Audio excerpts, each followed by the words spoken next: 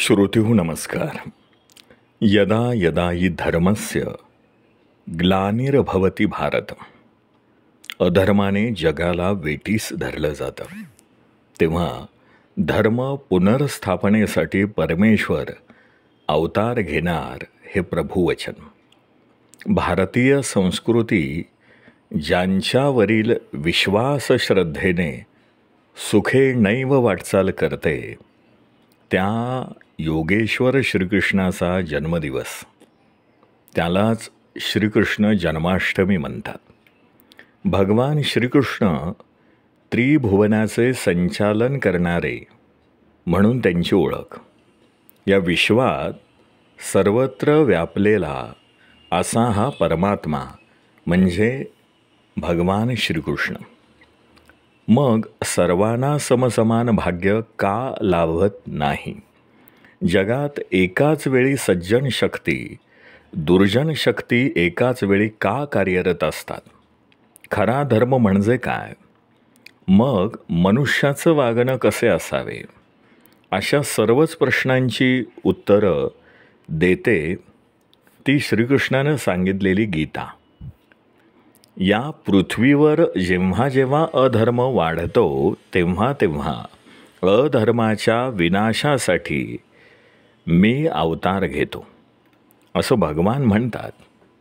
मानव आणि परमेश्वर यात फरक हाच आहे की येणं जाणे मानवाच्या हाती नसतं, ते परमेश्वराच्या हाती असतं। अहंकारी मोहमायेत अडकलेला मानव कुणीच नाही, शेवटी सारी कर्म घडतात आणि अर्पण होतात ती श्रीकृष्णाला। ते जग चालक करी सारी कर्मे सतत निरंकारी असुनी, त्यजी प्रेम द्वेषा धरी न ममता जो निशिदिनी, जया चिंता नाही पुढील अथवा मागील मनी, खरा तो संन्यासी स्थिरमती संकल्प सुटुनी, माझ्या केवळ जाहाली प्रकृतीने ही सृष्टी सारी असे, पृथ्वी माझी सुगंध मीच रस मी तोयांत, पार्थावसे सर्वांतर्गत मी परी न्युमजती की ग्रस्त माया बळे। 18 श्लोकी गीता। बघा, द्वापार युगातील हेच ते दिवस होते। श्रीकृष्ण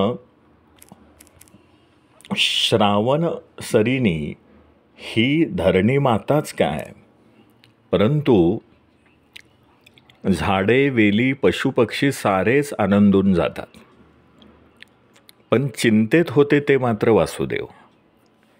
ते रात्रीच्या अंधारात नुकत्याच जन्मलेल्या बाळाचा जीव मामा कंस यांच्यापासून वाचवण्याकरता बाळाला टोपलीमध्ये ठेवून यमुनेतील पाण्यातून वाट शोधत पुढे जात असतात।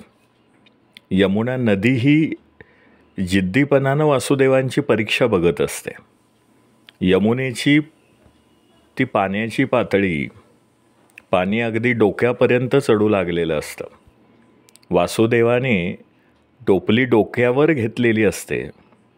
संकटाच्या लाटांनी टोपली हेलकावे खाते आणि वासुदेव प्राणपणाने बाळाला सुरक्षित ठेवण्यासाठी धडपडत असतात। अधर्माविरुद्ध धर्माला वाचवणं हे अवघडच। अखेर यमुनेच्या पाण्याने बाळाचा चरणस्पर्श केलाच। मग संतुष्ट होत यमुनेने वासुदेवाला वाट मोकळी करून दिली। धर्म सर्वप्रथम वाचवण्याचा पहिला प्रयत्न केला तो वासुदेव देवकीने आपल्या अपूर्व त्यागाने, आणि धर्माचा खरा अर्थ सांगून जगावं कसं हे सांगणारे हे श्रीकृष्ण चरित्र हे विस्मयकारी आहे। अधर्माच्या विनाशासाठी चक्क कारावासात जन्म घेतला, जन्मताच जन्मदात्रीला सोडावं लागलं, आणि तुमच्या आमच्या जीवनात श्रीकृष्ण चरित्र म्हणजे चैतन्याचा ठेवाच। परिस्थिती कशीही असो, तुम्हाला भगवान श्रीकृष्णाचे अलौकिक जीवन मार्गदर्शक ठरणारच आहे। जनसामान्य असो की मानवी अवतारातील परमेश्वर, सगळ्यांना सुखदुःख भोगावंच लागतं आणि तो समान न्यायच आहे.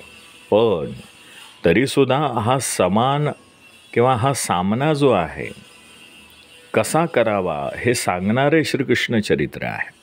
आणि त्यामुळं हजारो वर्ष श्रीकृष्ण जन्माष्टमीचा उत्सव जगभरात ऊर्जा निर्माण करणारा आहे.